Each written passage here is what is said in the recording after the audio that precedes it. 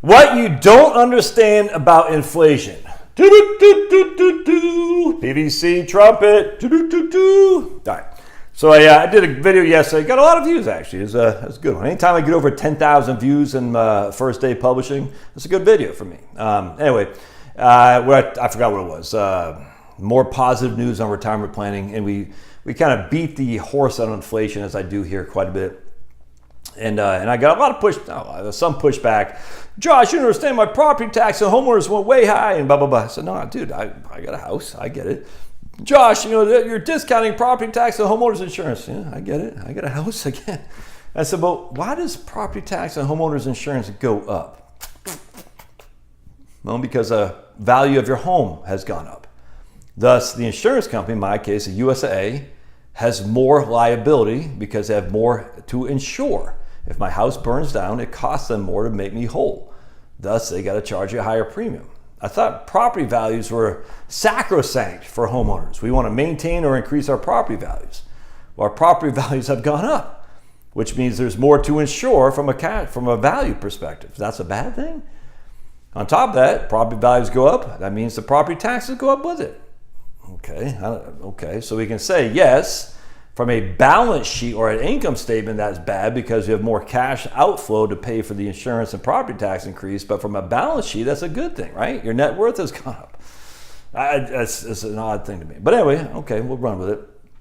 But a lot of people are saying, no, but my property tax and homeowners insurance got up 50%, 20%, 30%, 1,000,000%. I'm like, yeah, your inflation hasn't gone up by that much. And let me show you what I'm talking about here. No, it's not even close. And if you're sitting there thinking, inflation's getting me 50%, like that doesn't make any sense. All right, so here I live in Fulton County, Georgia, where our elections are fair. I voted. My vote counts for Biden, right? You get me, Fannie Willis, she's coming after me, Fannie Willis. The median home in Fulton County, Georgia is 400,000 schmackaroonies. The median property tax is $3,200. I got to put that, whatever. All right, so the median property, about 80 basis points is what we pay here in Fulton County. The average homeowner's insurance, I had to use average because I couldn't find a median. So the average homeowners, and again, averages always skew to the outliers. Just keep that in mind. I'm not going to talk about that right now, but basically $2,000.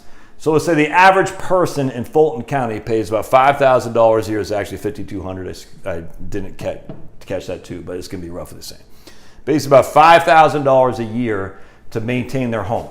That's without mortgage. And mortgage is just property tax and insurance. So you got principal, interest, TI, PD, and we're just doing TI, all right?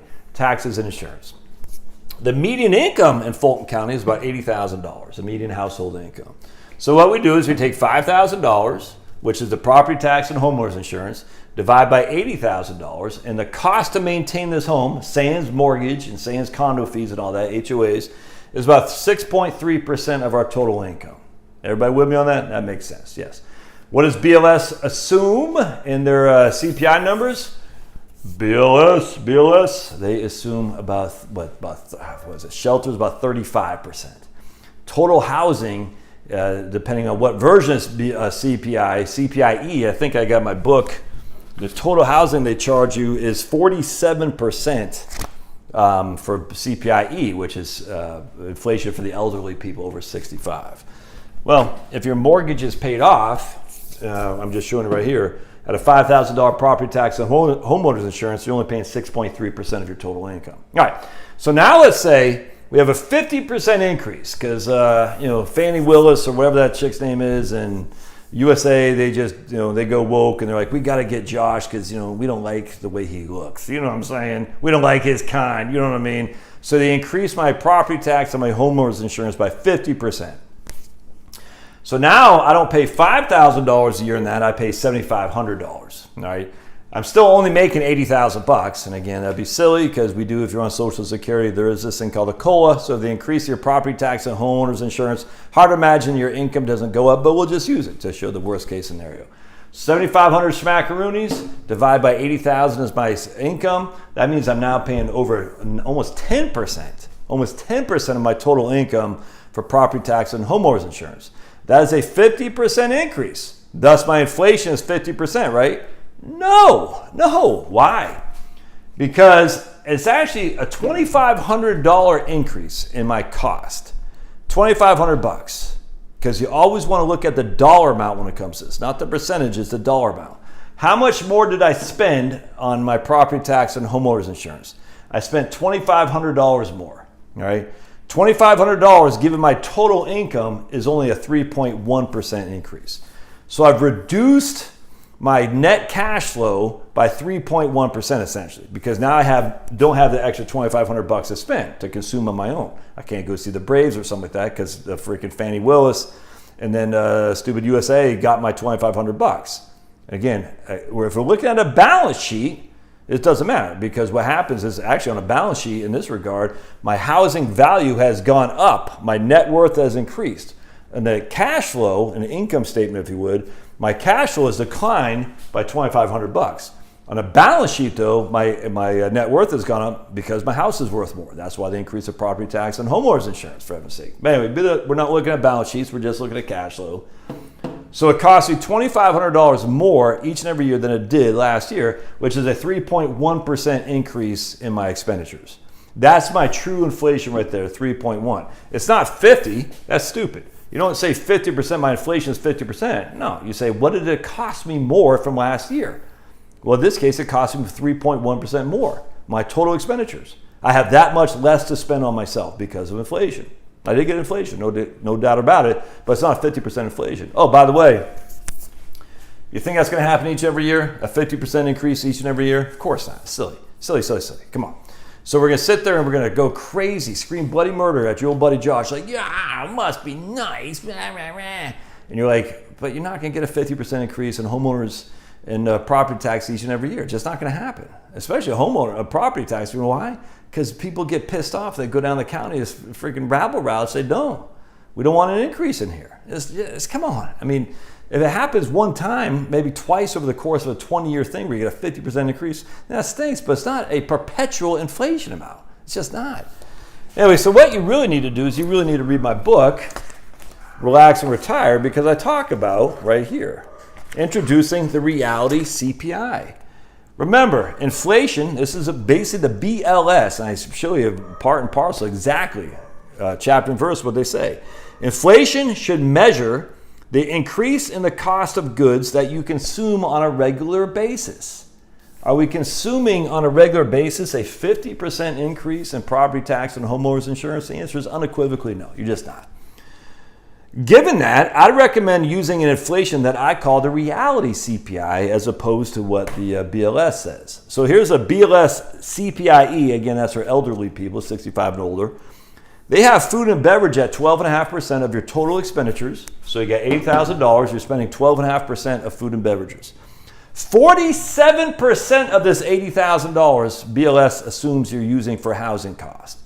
Again, folks, if your mortgage is paid off, even after a 50% increase in taxes and insurance, you're still only spending 9.4. You're not spending 47%. They got you spending 14.5% on transportation. The bulk of that transportation is the buying and the leasing of a newer used vehicle each and every year. It's just not doing that. Again, inflation should measure the increase in the cost of the goods you consume on a regular basis. But Josh, what about rent? What about housing costs? Are you renting? No. Are you buying a new home? No. Even if you are buying a new home, are you selling yours? Yeah. So even though the price of rent has gone up, unless you're actually in the market to rent right now, even if you are a rentor, I can almost guarantee if you're a stable rentor, your landlord loves having you there, they're not going to raise your rents by the same cost as they're going to raise a new guy. They're just not, man. So what happens here is you got, if I want to go rent a house in Fairfax, Virginia, how much does it cost? They'll say, $4,000 a month. Okay. How much did it cost last year? $3,500 a month. So my increase in rent has gone up by $500. That would be the inflation. But it's stupid. If I was already renting a house in Fairfax, Virginia, and I was paying, let's say, $3,500, did my rent go up by $500 a month? I guarantee it did not, because your landlord likes steady, stable tenants, even if they're not paying the market rent. Market rents are when a new tenant comes in, where you get back to the market rent. Your already established tenants are paying below the market rent, a hell of a lot more often than not. I talk to landlords all the time. Their biggest asset on their tenants is that the stable income they have, even if it's not charging a market rent. Happens all the time. They're never going to go to your home each and every year and say, we got to raise it to the market price. It'll never happen because you'd move out in 2 seconds flat. On a home, well, Josh, no one can afford a home. Are you trying to buy a home right now? No. So why does it matter what the price of homes are going for today if you're in your home right now? It has no effect on your inflation, because inflation should measure the goods the increase in the cost of the goods you consume on a regular basis. You're not consuming a new home on a regular basis. You're not consuming a rent on a regular basis. You're not consuming a new car on a regular basis. None of this should be part of your inflation. So what I do in my reality CPI, instead of using the BLS silly numbers, I say, what are you actually spending your money on in retirement? Okay, $80,000. I guarantee the bulk of a significant proportion of your spending is going to food, 100%. So I say basically about 23% of your expenditures are going to food once you're in retirement, where BLS says about half that. I don't believe that at all. I say about 20% of your costs on housing are going, on your expenditures are going to housing in retirement. And that even might be on the high end, but I still like to say it, where BLS says almost 50%. All right. Now I say you're going to spend about 21% of your costs on medical costs. So we're spending 20%, actually 21.4% specifically, of our expenditures are going to medical costs, where BLS says about half of that. All right, so I use a lot more medical cost expense and a lot more recreation, about double what BLS says for recreation as well. Because I think in your retirement, you're not going to eat more necessarily, but your budget is going to be reduced, so your expenditures go down, but of those remaining expenditures you have, food will take up a bigger portion of it, medical costs will take up a bigger portion of it, recreation will take up a bigger portion of it, apparel will probably drop, transportation is certainly going to drop, and then what's the other one I have here? Housing will certainly drop as well. And you can find that in my Introducing the Reality CPI. It doesn't mean your inflation in of itself is going to be a lot less than what BLS says, but it means it can be contingent on different categories than the BLS says. And I don't think a lot of people get that. I think they say, I get a 50% inflation on my housing. Why? Because the property tax and homeowners insurance went up by $2,500. Okay. What was it before? $5,000. So that's a 50% inflation. When it comes to the actual expenditures you have, it wasn't a 50% increase. It was a 3.1% increase. A whole different story. And that increase is probably not going to happen anytime soon again. Come on. Let's be realistic here. I know, man, it's easy to get all frustrated. We want to get Bo. I get that. I can't stand Bo. They're scumbags of the first order. And many Republicans are too. I get it. But just, if you just look at like the Owen Benjamin and his group, the Bears, had a big festival in the Texas County Ozarks yesterday, or this last weekend. And it's just such a positive environment. No drinking, no drugs, no pornography, kids run around like crazy. Everyone's just being positive, teaching each other how to do stuff. It's called meeting old friends for the first time. And it's all positive. It's like, we can do better. And how are we going to do better? It's going to be like, can you believe what Bo Jiden said? It's like, no, I don't want to do that anymore. You don't want to do that anymore. I want to go out there and start kicking ass and taking names.